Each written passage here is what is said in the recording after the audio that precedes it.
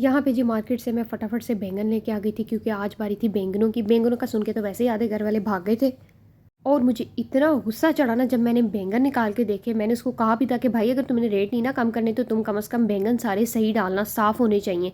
जी उन्होंने जो है कारवाई अपनी डाले बगैर बाज नहीं आना होता। इतना मुझे गुस्सा चढ़ा था ना, अपनी शक्ल जैसा एक बैंगन उसने डाल दिया था बीच में। लेकिन खैर अब मैं वापस करने भी नहीं जा सकती थी क्योंकि मेरे आगे इतने काम पड़े हुए थे। मैंने कहा चलो यार, जब ये जो ख़राब है ना इसको मैं इधर उधर कर लूँगी, काट कूट के डाल दूँगी। और यहाँ पे जी मैंने बैंगन धो के तो सबसे पहले जो है मैंने उनको काटना शुरू किया। मसाला मैं कुकर में बना रही थी क्योंकि जल्दी बन जाना था। मेरा काका सो रहा था और काका जब सोया हो तो फिर जो है ना मेरे लिए सुनहरी मौका होता है कि फटाफट से किचन के काम और बाकी के काम कर लूँ। यहाँ मैंने अपनी छोटी बेटी को बुलाया था, वो हेल्प कर रही थी। और रात को मेरे घर जी दावत थी, मेरे घर मेहमान आए हुए थे, वो यूके से आए थे। मैंने उनका खाना किया हुआ था। अब उसके बाद मैं टेबल समेट रही थी। अच्छा मैं पता क्या करती हूँ, टेबल को अच्छी तरह से साफ़ करके ना सारे बर्तन जो है उल्टे करके धो के ना इधर फैला देती हूँ ताकि वो अच्छी तरह से ड्राई हो जाए। फिर जैसे ही सुबह होती है ना फिर मैं उनको जो है उनके कैबिनेट्स वगैरह में सेट कर देती हूँ। यहाँ पे जी टेबल साफ़ करते करते फिर मेरा काका उठ गया था। जी काका जो है ना, जिस दिन ज़्यादा काम होता है ना काके का भी मूड उस दिन ख़राब ही रहता है। काका कहता है जी मैंने भी आज चुप नहीं करना, जो मर्ज़ी कर लो तुसी सारे। यहाँ पे जनाब जी मैं वापस आ गई थी और जो बाकी के बैंगन रह गए थे मैंने कहा वो भी साथ साथ बनाना शुरू कर देती हूँ। अच्छा कुछ बैंगनों के मैं छिलके समेत डाल देती हूँ और जो कुछ है ना वो मैं डालती हूँ बगैर छिलकों के, क्योंकि छिलकों का अपना भी टेस्ट होता है। पता नहीं आप लोग कैसे बनाते हैं, आप लोग मुझे ज़रूर बताइएगा। अच्छा मैं कुकर में ना मसाला प्याज टमाटर अदरक लहसुन भी मैं डालती हूँ। मैं प्रॉपर मसाला बना के ना फिर बैंगन बनाती हूँ। मसाले वाले बैंगन बहुत मज़े के लगते हैं और सब खा लेते हैं आराम से ना। चिकन बनाने के बाद जी जनाब अब मैं कुकर को जो है बंद करने लगी थी। इतनी कि मेरे काम कर कर के ना दिमाग एब्सेंट हुआ पड़ा था कि आप यकीन करें मैं ना सिर्फ प्याज अदरक लहसुन डाल के ही ना बंद कर रही थी कुकर। कोई मसाला कोई नमक मिर्च नहीं डाला था। फिर मुझे एकदम से याद आया कि वो ये मैं क्या कर रही हूँ। अच्छा मुझे दो सदमे लगे हुए थे। एक सदमा तो ये था कि मैं समझ रही थी आज हफ्ता है, लेकिन वो हफ्ता नहीं था, वो तो इतवार था। और किचन को मैं ऐसे रिलैक्स होकर छोड़ा हुआ था ना कि अभी जो मेरी हेल्पर आएगी ना वो करेगी। खैर ये सदमा लग गया था एक मुझे। और दूसरा सदमा मुझे लगा हुआ था कि जो है ना ये बैंगन है ख़राब आ गए। भाई पहले ही गिने चुने बैंगन में लेके आई थी, उसमें से एक ख़राब निकल आया तो मुझे जो है ना उसका भी बड़ा अफसोस लगा हुआ था। पाई को मैं दिल में बहुत कोस रही थी। खैर यहाँ पे मैंने आलू भी काट लिए थे। मैंने कहा आलू इससे पहले नीले पीले हरे हो जाए ना मैं इनको पानी में डाल देती हूँ।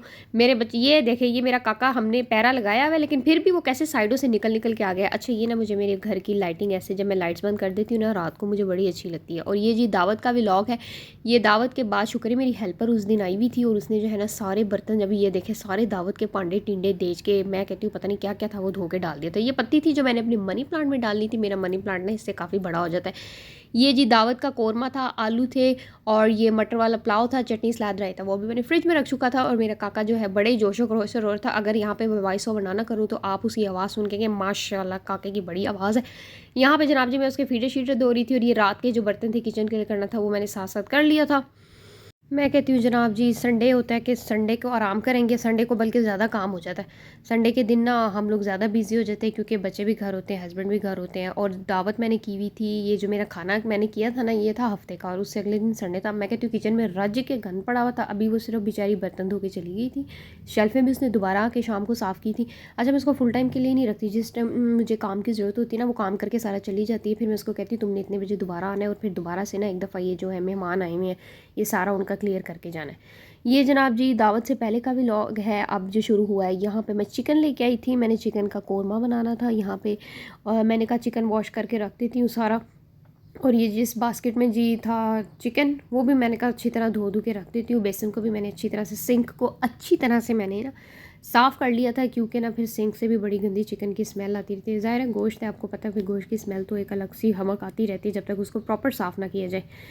अब जनाब जी यहाँ पे दूध को मैं बॉईल कर रही थी। दूध को बॉईल करने के बाद मैंने जो है अपने बाकी के काम जो है शुरू करने थे। ये देखें हमने पैरा लगाया हुआ है, हम ऐसे टाप टाप के आते हैं और आप यकीन करें ये मेरा काका नाराज़ होकर बैठा हुआ है कि पैरा क्यों लगाया हुआ है, मैंने किचन में आना है।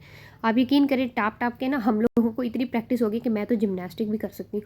ये देखें जी यहाँ पे हम नीचे वाले घर में जो हमारे मेहमान आए थे ना बाहर से उनके घर में क्लियर कर रही थी। हम नीचे वाले पोर्शन में वो रहेंगे और ऊपर वाले पोर्शन में मैं रहूँगी। काम करते करते ना मुझे एकदम इतनी भूख लगी, मैंने कहा यहाँ पर मैंने कहीं गिर जाना है, मुझे ना पकौड़े बना दो। अभी इतनी जल्दी जल्दी में कुछ था भी नहीं तो मैं कहा भाई मुझे पकौड़े बना दो, माँ तो अड़िया थे कितने डिग जानी। यहाँ पे मैंने अपनी बेटी को आवाज़ दी कि मैं नीचे वाले घर में ना हेल्पर के साथ काम करवा रही हूँ तो आप मुझे ना पकौड़े फ्राई करके ना नीचे भेज देना, मैं थोड़ा बहुत कुछ तो खा लूँ।